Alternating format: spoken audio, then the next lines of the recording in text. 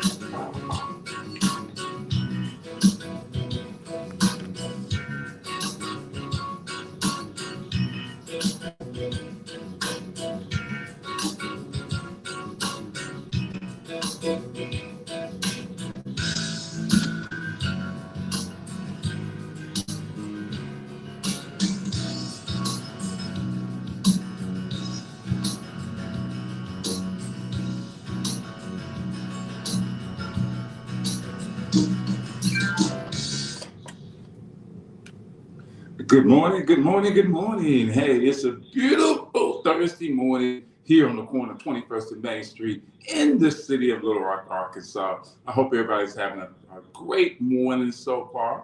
Well, you heard the music, you know it's a little after 9 o'clock, so you know it's time for the workplace here exclusively on KABF 88.3 FM, the voice of the people community radio. We're so excited to have you tuning in this morning. Got a great show in store for you today. And before we get started with the show, just want to thank all of you for tuning in this morning. Thank you for just tuning in to KBF throughout your day, throughout your week. Thank you for listening to the different shows that are produced here on KBF 88.3, to the different hosts, the different genres, the different programs. There's so many different things that we do here at KBF, and we've been doing it for over 40 years. This is our 40th year anniversary this month, and we're just so excited for, not only for the 40 years that have passed, but the 40 years that's coming forward. So once again, I'm your host, Tony Orr, for the workplace, and as always, our beautiful, vivacious, fierce co-host, the Reverend Dr. Denise Donnell, in studio. Okay, and also just want to thank everybody for continuing to give to our Pledge Drive, continue to donate. We're still getting them in, and normally, even 3 weeks to a month afterwards, we still receive our donations and pledges. And you don't have to wait to Pledge Drive. You can donate at any time. You can go to www.kabf.org and you can click the donate button. And while you're there, you can also become a sustaining member of KABF 88.3 FM. Your monthly contribution goes to the sustainability of what we do here at KABF. Also, you can send a check of money order to 2101 South Main Street here in Little Rock, 72206. You can also come by the station here at that same address, 2101 South Main Street, and you can give your pledge or donation in person. And while you're here, please browse through and peruse our extensive library of CDs. And you can take as many CDs as you want. if you're looking for that one CD that would complete your collection of favorite artists, or you're looking for that CD that you remembered a song or two on, and that maybe you lost it or damaged it, you can come, and I'm pretty sure you may be able to find it here through all the boxes and boxes of CDs we have. And so you can take as many, once again, as many as you want. You can also call 501-372-6119, and you can give your pledge a donation to our program director, Charles Ray. Before I get into the announcements, I want to give my co-host opportunity to greet you and see if she has any announcements. Grand Rising humans. Yes, it's good to be in the studio on this day. I do want to say a couple of things. One, I keep forgetting to announce the challenge that we have for Vice President Kamala Harris. Those of you who are interested in her platform, not because of any other reason than because of the platform that you believe better aligns with you, we have issued a challenge for you to give up something weekly that you can multiply by 10 and then donate to the campaign. So if you want to do that, Charles Ray, I'm sure, is here, and he can receive those donations, and then we will wait until we get all of them. I'll give you the date for that, the deadline for that, and then we will donate that to the Harris Waltz campaign. And so I keep forgetting to announce that, so I wanted to make sure that I announced it on today, and I will do a better job of announcing it on Sunday as well. So far, we got almost $500 in pledged donations. I haven't received them in my hand, but they are pledged to us. So I appreciate those of you who have made the pledge. Also want to let you know that I'd like to take some time to hold space for Ezekiel. He lost his son not too long ago, Ahmad Hassan. Wanted to take a moment to hold space for him as he continues to go through this season of sadness that shall never end. It might take different shapes and forms. It might feel differently at different times, but there's no way that you could ever get over the loss of anyone that you love, and particularly in this case, his son. So if we could just be quiet for just a minute, and however you send higher vibrations, we'll do that for Ezekiel.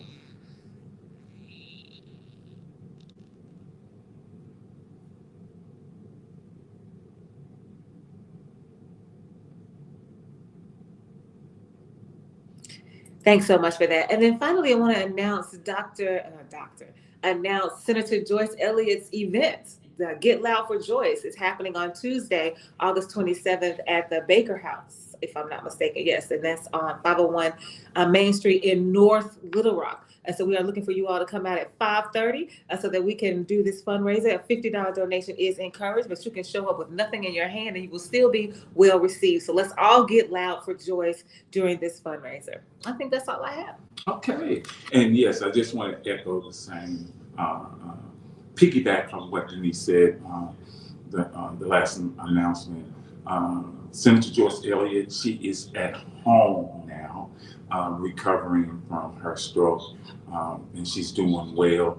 But during this election cycle, part of what Get Loud Arkansas was doing with Joyce was just getting people out, mobilizing people to vote, mobilizing people to get excited, mobilizing people to get loud so that their voice can be heard.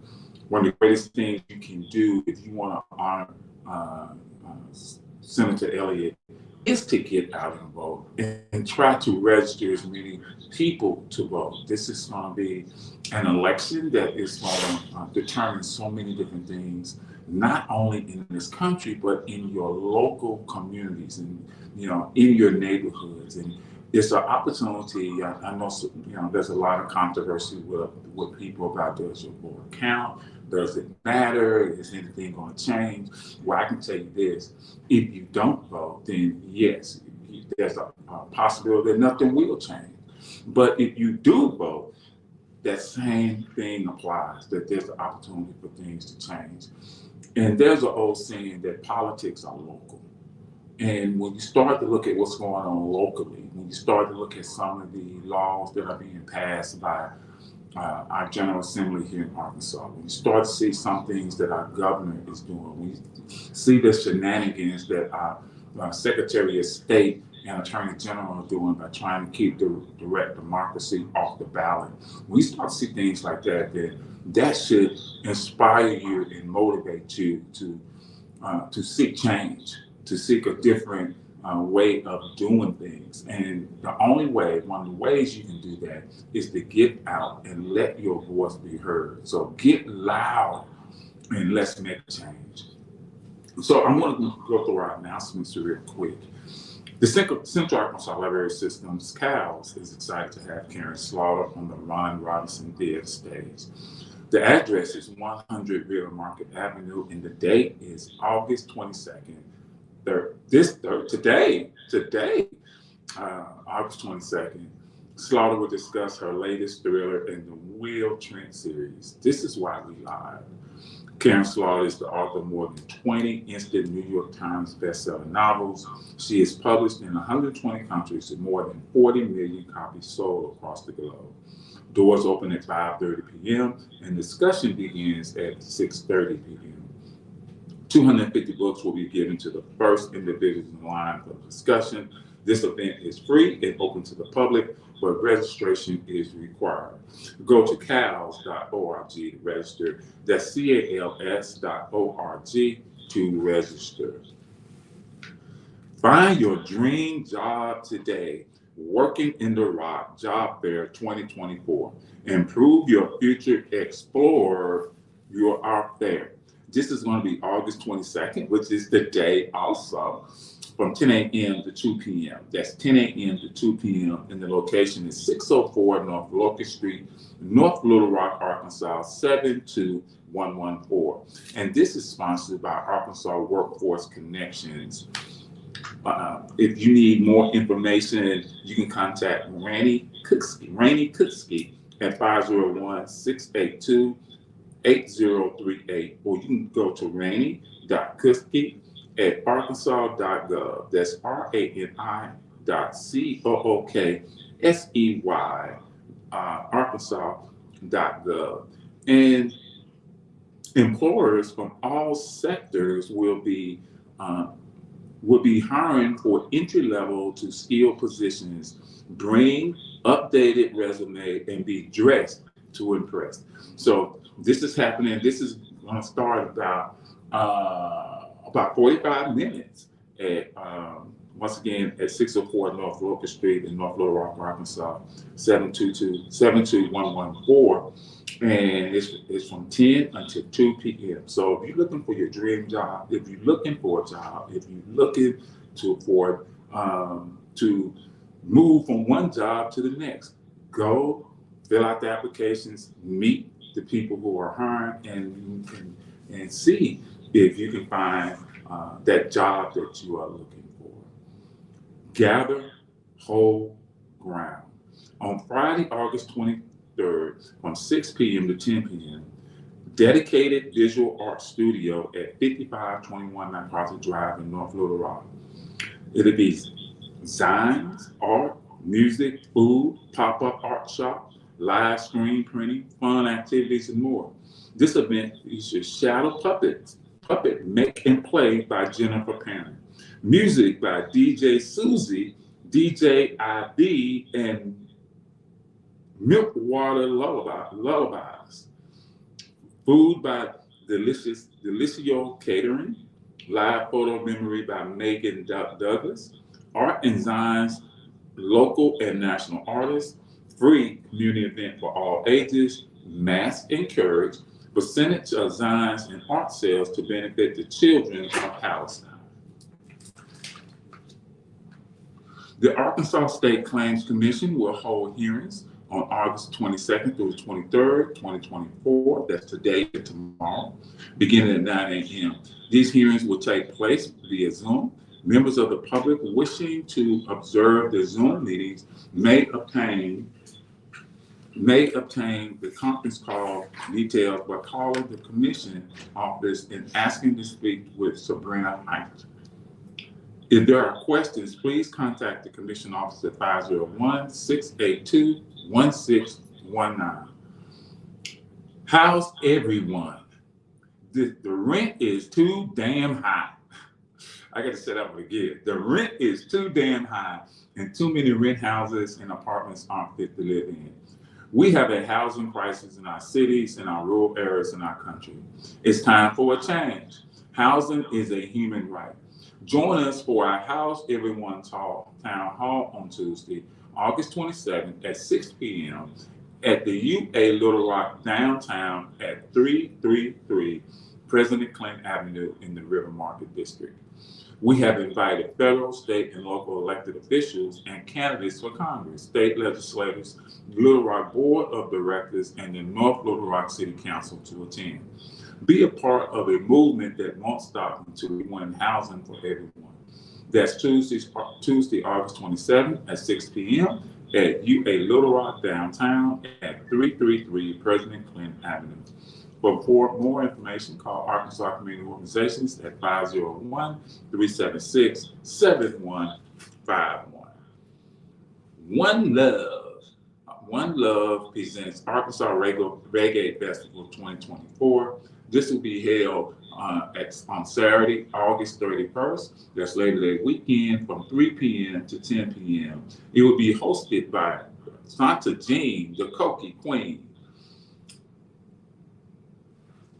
The address will be Argenta Green Park, 300 Bishop Lindsey Avenue in North Little Rock, Arkansas. Proceeds to benefit young community advocates of Barron Cross and North Little Rock. For sponsorship opportunities, vendors, and more information, call 501-744-8842. That's the One Love Arkansas Reggae Festival 2024, Saturday, August 31st. That's Labor Day weekend from 3 p.m. to 10 p.m. at Argenta Green Space, 300 Bishop Lindsey Avenue in North Little Rock, hosted by Santa Jean, the Koki Queen. The Central Arkansas Library System, CALS, is excited to announce that the 2024 Six Bridges Book Festival will be held September 23rd through the 29th, 2024. This year's festival chairperson is Senator Joyce Elliott, a CALS board member and former high school English teacher. The event will feature award-winning bestseller and emerging authors in virtual and in-person sessions and special events. Most festival events will be free and open to the public. Most festival events will be held at CALS Library Square, downtown Little Rock. Authors will continue to be announced throughout the summer. For more information, go to www.cals.org. That's www.cals.org.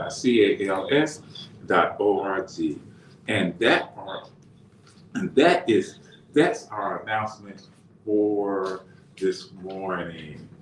So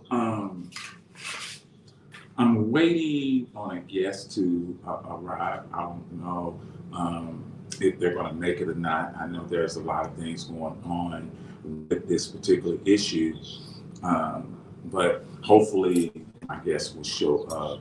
So what I want to talk about this morning, and it's something that we see every day that pertains to what I was talking to with my guest about.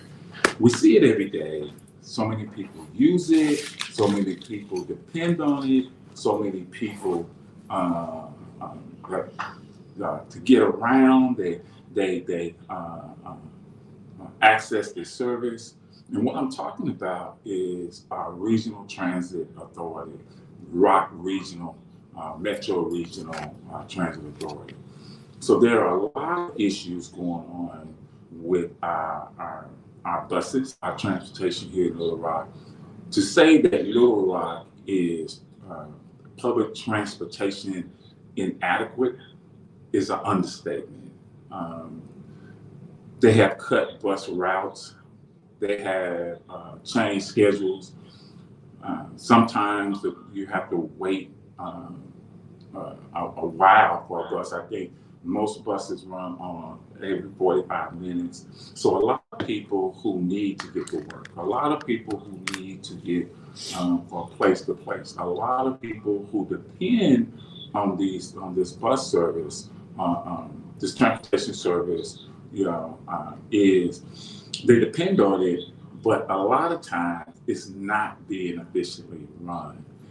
And so when we think about what's going on with our bus service, we we don't think about the people who are actually working for the transit authority. We don't think about the bus drivers. We don't think about the crews that have to keep, the maintenance crews that have to keep the buses running. We don't think about the people who are working at the bus center on Capitol, where you get your tickets at, where you get bus passes and all that. We don't think about that a lot of times. We mainly think about the service that's being inadequate.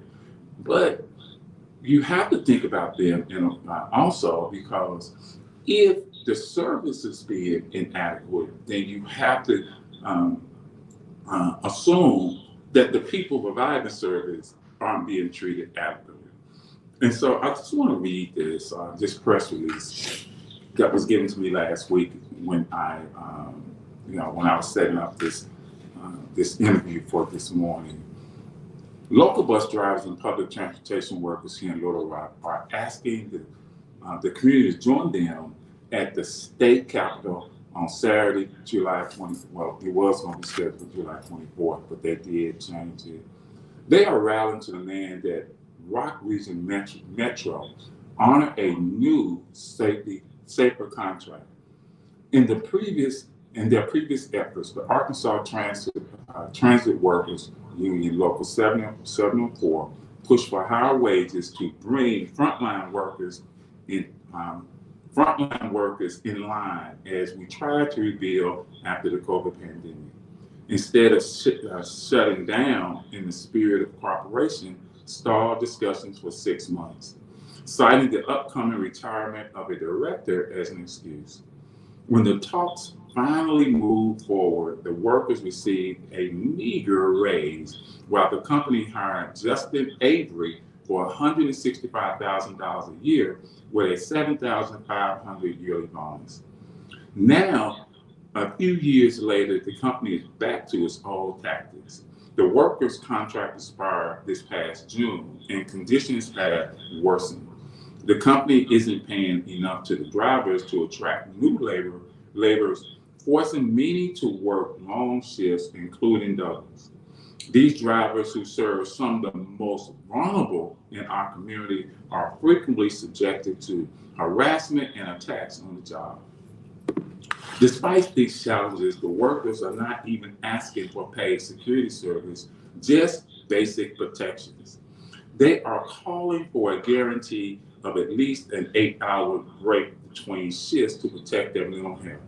They also want $21 an hour, working heat and air conditioning on the buses, and the right to lunch breaks and other necessary breaks during their shifts.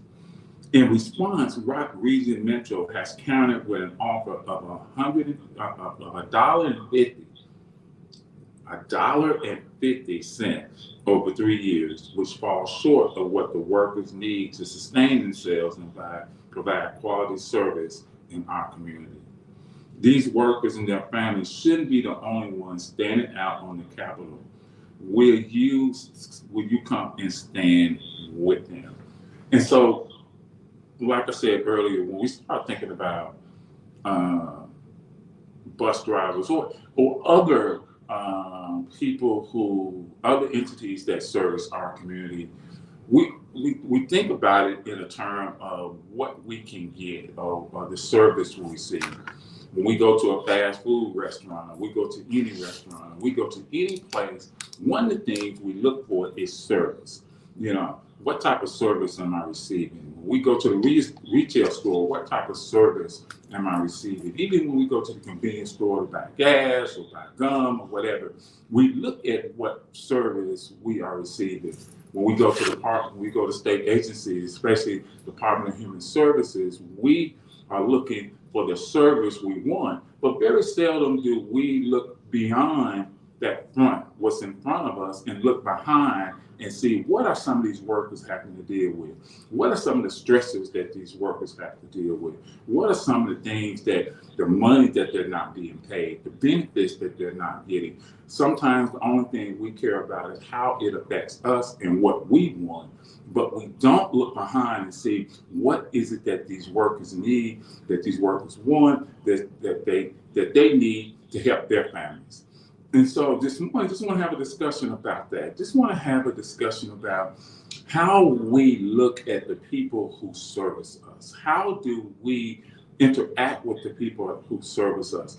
And when they are being mistreated, are we willing to stand with them so that, because if we can stand with them to make sure that they're not mistreated, then as we stand with ourselves, we stand with other people who we feel are being maligned and mistreated.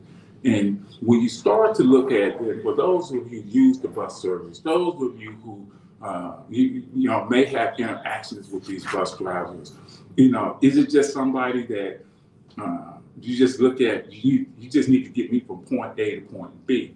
And it was amazing when I was reading the press release and when I was talking to the person who I was setting up this interview with this morning, talking about the attacks. People get upset when they get on the bus and the bus is late. They get upset if they get on the bus and things aren't the way it's supposed to be. That there's no air conditioning, there's no heat, and people get upset and they take it out on the bus driver. And sometimes it's really not the bus driver's fault. It's others, the people who are making some decisions. You have to blame them. And so we have to start looking at it differently. And sometimes we have to be willing to stand up and say, you know what, I'm going to join in the fight to make sure that these drivers and these workers for Rock Region Metro, are getting what they deserve, because if the quality of their life and the quality of what they need is better, then the quality of service they deliver to you is better. Phone lines are open 501-433-0088, 501-433-0088. You have any comments, Denise? Well, first, I just want to make sure that I say this. While you have been talking, Tony, we had Dr. Anika Whitfield to come in on behalf of Grassroots Arkansas, where she is the ED and the co-chair. They donated $100 to KABF. Yes!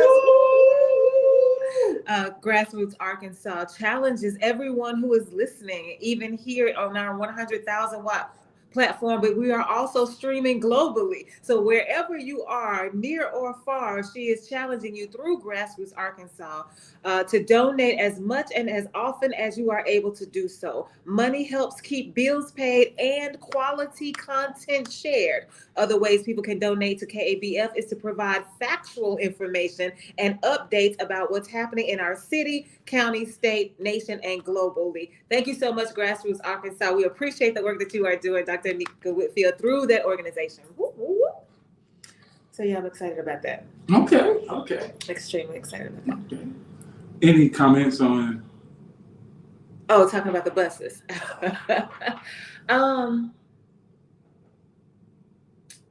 I think what I want to say is, through my own lived experiences with Metro Regional. I see them. Do you want to go ahead and get that? Calling you on air. Hey, Tony. Yo. Denise, this OV to the OI to the OV. Hey. What it do? What it do? Hey, I was just saying good morning to y'all, man. And I sure hope Kamala Harris made president. Because Trump took us through 4 years of, I don't know what the who to we it was. But, hey, Tony, I want to say what you was commenting on, man. And you and Denise. About, customer service. It's not forthcoming no more, man. They say even people that's doing Uber, they going and improve people's food, man, and eating their fries and stuff. You know what I'm saying? Take a piece out of it. Why you gonna do that? And you work with these folks, why you got to do that? But hey, Tony, I'd rather eat at home. I cook my own food. That's why I know it's good and safe.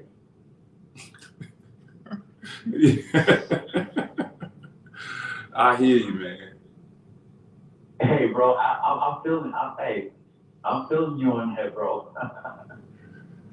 Yeah, and I was reading an article about Uber and Grubhub and all these other places, and also just about Yeah, DoorDashers. and different restaurants. They were talking about some things that are happening behind the scenes, and let's face it, everybody, when you talk about service, everybody who is doing service, you know, m- may not have the integrity and character to provide that service. That doesn't mean collectively that the service is that everybody's doing that. But there are those who will do unscrupulous things in the service industry.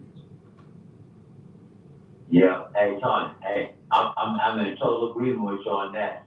Because sometimes you got to ask for like, hey, can you give us some catch up for this 40 years to catch up? But you got to ask for it because they say, hey, if they don't ask for it, don't give it to them. Yeah. The service industry, has taken a hit in how the service is being provided and being performed. I will tell you right now, I've been to places where the food was good, but the service was just terrible. Which Yeah, poor. The service was poor, wasn't it? yeah, and which in turn makes me, it makes you it makes you make a decision. Will I go And I back? can go back. Yeah, I can go back. yeah. Yeah, and that's why I say I rather cook at home, bro. Cause I know how to cook. My wife know how to cook.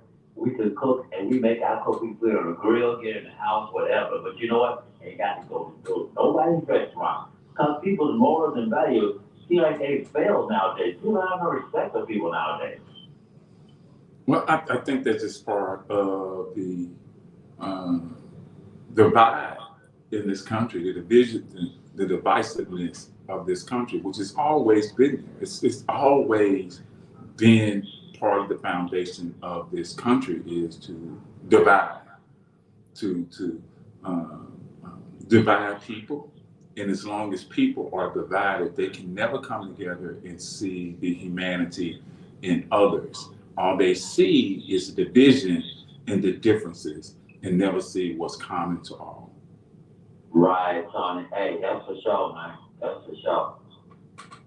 Hey, Tony. Hey, man. Hey, you know what? I feel like sometimes I feel like I'm on the children's circuit. Okay.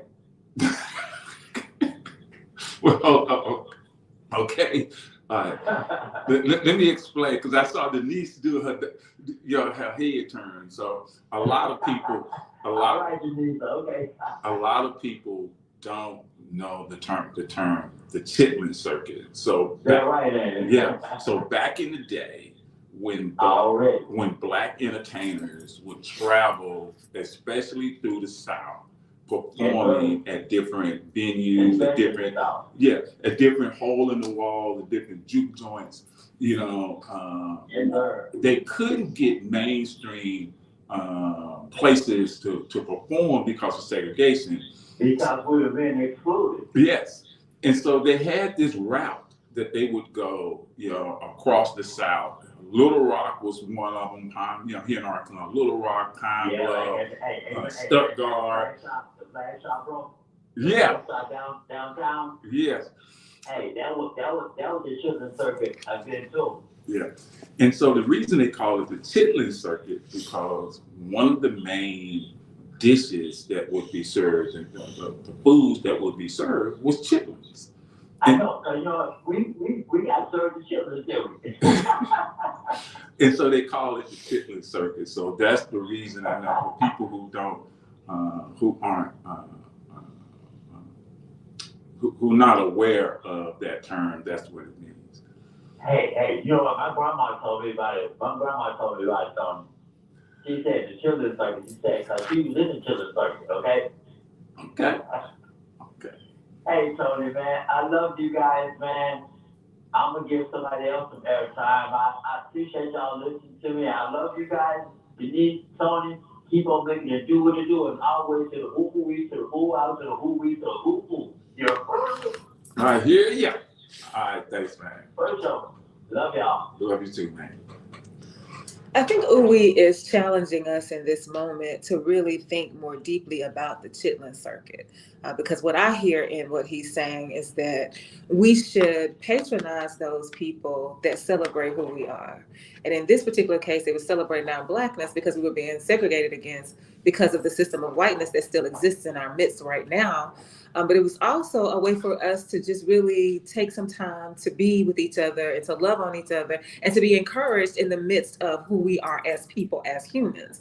And I think that that's why some of us go out to eat, not because I can't cook at home, not because I can't afford groceries, not because of any of those things, but because I'm looking for some time to relax and just chill with the people who are in my party. We just want to enjoy ourselves. And then the service interferes with that. And so sometimes I think that we are so worried about convenience that I don't want to have to wash dishes. I don't want to have to do whatever this is, that I will go to this restaurant and allow them to serve me any kind of way and still pay them, right? And so what I've been doing recently when we talk about service, I know this happened to me at Whole Foods. I was watching the white woman serve the white person in front of me, and all of his goods that were in a plastic container, she wrapped a piece of tape around them to secure them before putting them in the bag. And I watched her do that. He did not ask for it. She did not mention it. She just automatically performed that service for him. When I got up there, I had some things that were in plastic and she did not do the same thing. And so I said, I'd like for you to wrap mine in plastic as well. And she was like, she said, oh, okay, I don't have a problem. I did not do it on purpose.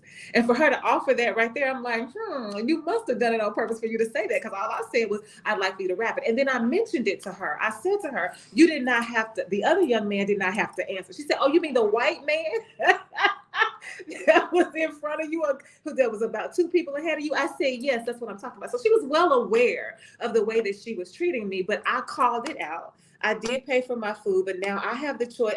Pay for my items, but now I have the choice to say, hey, do I go to Whole Foods again? That's up to me. I get to say that. I get to decide, because I want to make sure that wherever I go and I'm spending my money, I'm doing it with people who are celebrating me. The same thing happened when I get to Jacob's Grill, the fries on JFK. I'm sitting down waiting for my food the same way the white woman is waiting for her food. The person comes from behind the counter to deliver the food to her. When it was my turn, they wanted me to come up to the counter and get mine. And I said, why did I have to come to the counter and get mine when she didn't have to come to the counter and get hers? And so part of what I think is happening to us all across the board is that people are treating us the way they are treating us because we don't do it.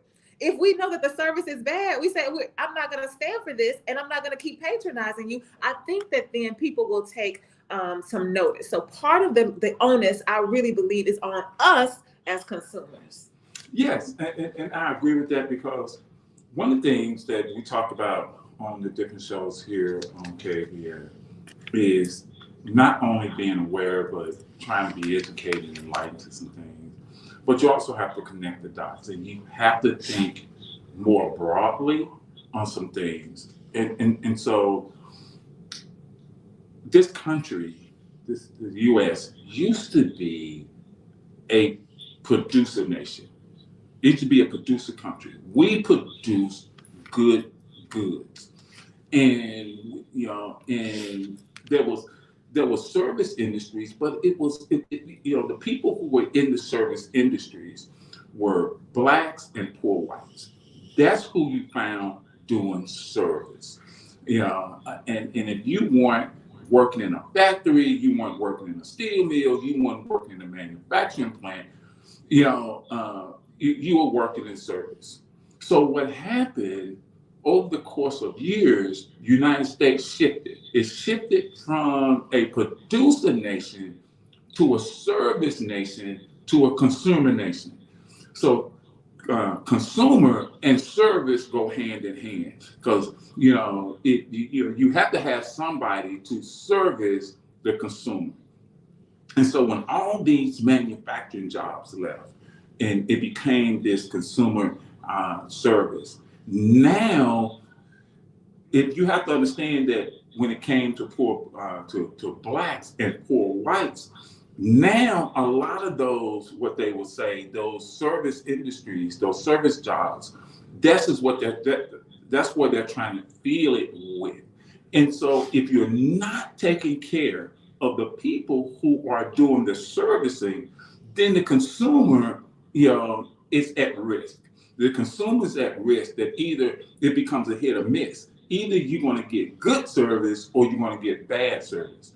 The places where you get where the service is better is places where that person who's serving you, is being treated with respect, is being treated equally, is being treated fairly with wages, with benefits. Then that person, because there's less stress on them, there's less anguish on them. They're not worried about certain things. Then they can service you in a way that, because if they're happy, they're going to make sure most of the time that you are happy and how they're servicing you.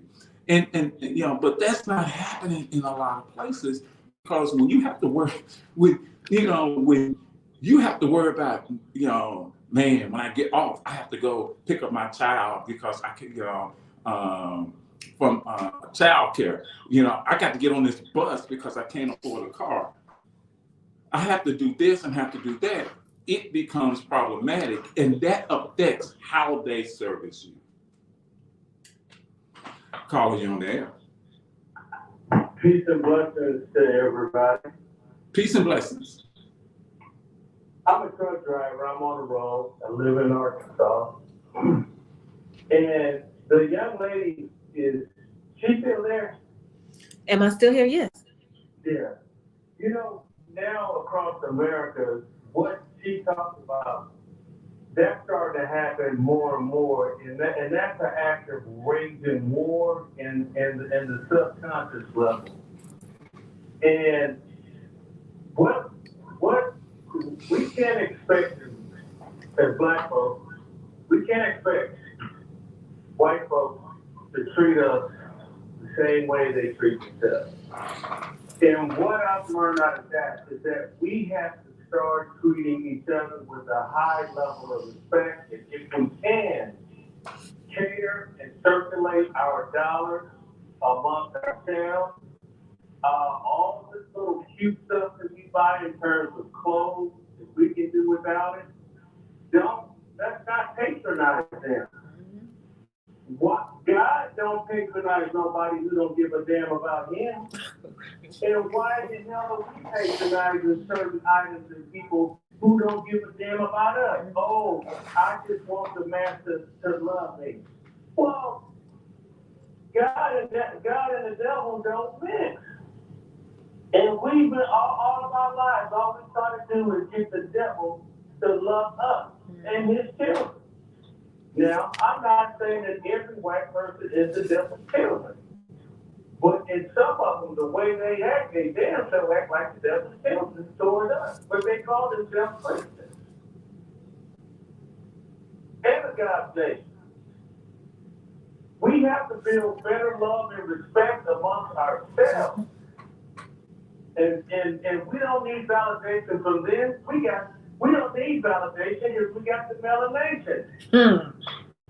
We got the melanation. If you take our melanated numbers and add them up, they come out to 144. So what? Yeah, just look it up. Look up the chemical makeup of melanation. C18, H10, so forth and so on, times 2, and then times 4. It comes up to 1440. God been trying to tell us Black folks all the time who we are. We are the people. But for so long, the other people been telling us that they is, and that we ain't it. It's a lie. You look all across America, the white folks have got all the good land. Was it stolen? Yeah. Got all the good land. And they know this. And why do we try to cater and pander and this and that to them? And when it comes to us, especially our sisters, I've seen sisters treat a Black man terrible. As soon as a white man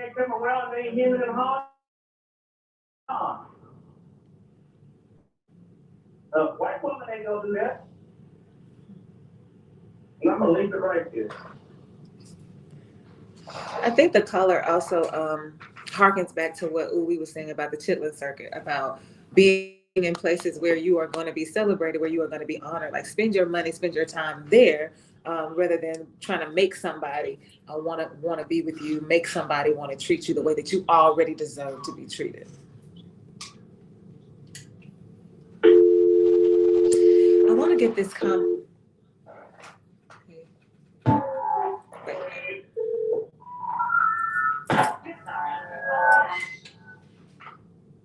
I want to get this comment in from Raman. Is when a person is employed, it is implied that they would be implicated in any of their employer's crimes. I want to say that again. When a person is employed, it is implied that they would be implicated in any of their employer's crimes. And I've been thinking about this since he wrote in, because I am guilty of this. I am guilty of a person. I never forget, this happened when I was in Kroger, and one of the managers had to come to deal with the issue, and she said, "I didn't do it. I didn't do it. They did it." And I said, "Well, you work here. You represent them. You got Kroger on your name tag. So then I expect you to be the one that's representing them. So don't try to separate yourself." And so I know that people do that because I do that. And when you say that the people who are providing you less than efficient service are in a quagmire, then I think that those of us who are consumers ought to step up on their behalf. We ought to go and say something about it. We ought to fight for them. We ought to advocate for them. If we know that this person that's serving us can't afford to lose their job, and if they speak up, they're going to lose their job, then let us speak up for them. So I feel like we have to become more, again, instrumental in what we want to see happen when we are being served.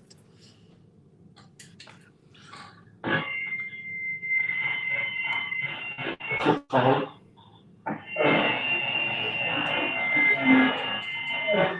Can you cut it off at you? Call. You have to either turn your volume on your phone down or turn your radio down and call back. And you're right. I think going back to what we were talking about with the bus drivers, we look at the bus drivers and we blame them. We attack them. We get mad at them. We get upset at them when the service is not the way it's supposed to be, or the fares are changed, or the schedules are changed. Then we get mad at them. And so I think what we have to do, and this is what they're asking, is that we come together as community. If you think about the Montgomery bus boycott, when you start as a community, start to step in to those entities and say, you know what, we're going to support the people who are working here so that they can get better, so they can be treated fairly, so they can be treated better. What if the community would come together to that clerk at cashier at Kroger and say, you know what, you're not going to blame everything on this cashier. We're going to step up and say, you know what, it's management's fault. It's the company's fault. And start taking action with that, even to the point that until you start treating your employees right, then we're not going to patronize you. Well, I think what I'm trying to say is there has to be a balance, because I think that people who are working in a place and they're not being treated fairly, you do need to speak up for yourself. I also know that sometimes that gets tricky. So I'm trying to honor those people that can't absolutely do that. But at some point you got to say, hey, the way I'm being treated as a human is more important than anything else. And I feel like as a person who is, if you represent the company, then you shouldn't take it personally. If I got a problem with the service, I'm not talking to you personally. I am talking to Kroger. So why you want to try to type like it ain't me? Now you making it personal. You're getting upset and you're getting defensive. That's going to cause a problem. So it's about relationship building all the way around. And so yes, everybody needs to come together and say, look, this is what we're going to stand for, and this is what we're not going to stand for as a unit, as a collective. And I think you said the right word, relationship, because most of the time we don't look at our interactions with whether it's a waiter, whether it's the person at the fast food restaurant, or at a grocery store, we don't look at it as being in that interaction that you are in a relationship with someone, and that you are concerned about them, they're concerned about you, and everything. What we do, I believe, is that we're just there to, I just want to be serviced. I don't care about your problems. I don't care about your issues. I don't care about who you are. What I care about is that you ring my stuff up, you get it right, that my food is right. That's not the thing I care about. And then we get upset when this country or these systems do the same thing to you. Now you upset, and I think if we start to look at it in those terms sometimes, then you can understand better what that person that you're doing that interaction with. One of the things that I do quite often is when I'm in places, and I will ask the question,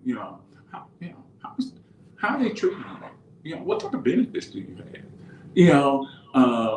Because then I think if you understand what they're going through, then you can understand why the interaction sometimes may not be what it is, may not be as maybe not be as friendly, because you are taught in the service industry that the customer is always right, that you have to smile, that you have to, but that's hard to do when you just had to go through some bad service and just getting a bus ride, just riding a bus to work. The bus may be late, so many things will be going on. So you get to work, and now you're rushing, and now you got a manager, you got somebody over you, a supervisor, who's now on you, who doesn't understand that, hey, last night my child, was sick, and or last night I had to try to figure out a way to feed my children. Last night I had to worry about how I'm gonna pay this rent. Last night I had to worry about my son that may have been stopped by the police. So now I'm here. I'm trying to put on my best face. I'm trying to put on my best aura and my best energy to do this job. And now I have to deal with a supervisor who now has created an even more toxic workplace that I'm working in. And then I'm standing in front of a customer and I'm trying to be my best, and the customer is berating me, or the customer isn't satisfied. And now that's all that is coming out. And we can say what we want to say when all that pressure is coming against you. Even though you may try not to, frustration will come out. It may. I'm not gonna say it will all the time, but it may come out. And now it becomes a bigger issue. And and a lot of times the first thing that someone may say is that it's not me. It's not me, because at that moment, I can't take nothing else. I can't take nothing. So here's another question from Raman. Will there ever be a time that complicity is punished, no matter the personal benefit? Will there ever be a time that complicity is punished, no matter the personal benefit? And I think this ties into what we've been saying I think it brings us full circle. When you have the truck driver who called in, when you have Uwe who called in, we're talking about when are we, and in particular, people who are melanated, so these are non-white people. So when we are the ones who say, look, I am not going to let you treat me any kind of way. I don't care how much money you're offering me. I don't care that I have health insurance. I don't care about my humanity stands above everything else, because I trust and believe that the gifted person that I am, that the divine essence that I am in this world is going to provide for me if I go to another place. You're not the only job that I can have. I can create my own job. So until we stop being so scared, I never forget John, I cannot believe I'm flaking on his name. The one that had the concussion on the bridge. He just died not too long ago. John Lewis. Oh my goodness, I can't believe I'm flaking on his name.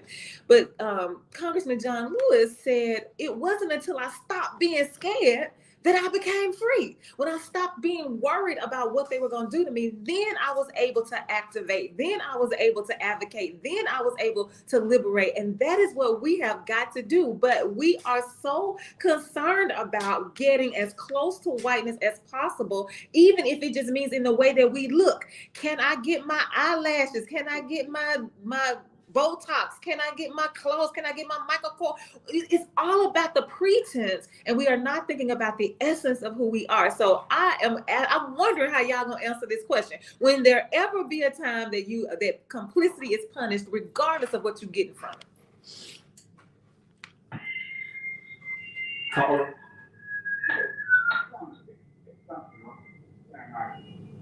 I hear That's Ezekiel. it. I can't. Yeah, hey Mac, it's just a bad feedback. Okay. Now, don't. Well, one thing. But if we're hearing it, aren't the callers hearing it? So Mac, just try to call back.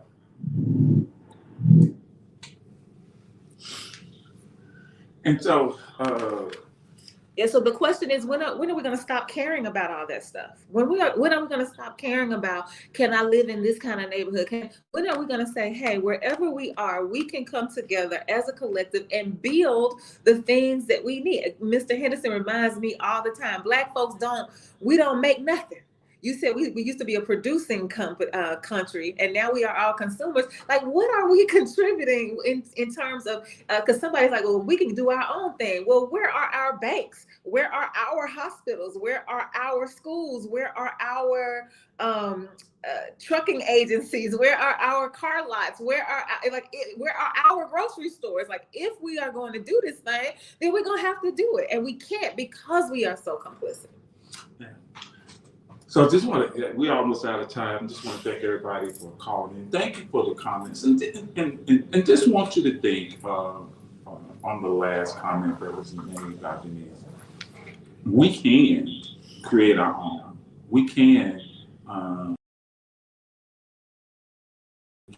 move our own schools. We can create a collective that we can live in, going back to the Chitlin Circuit. It was created so that,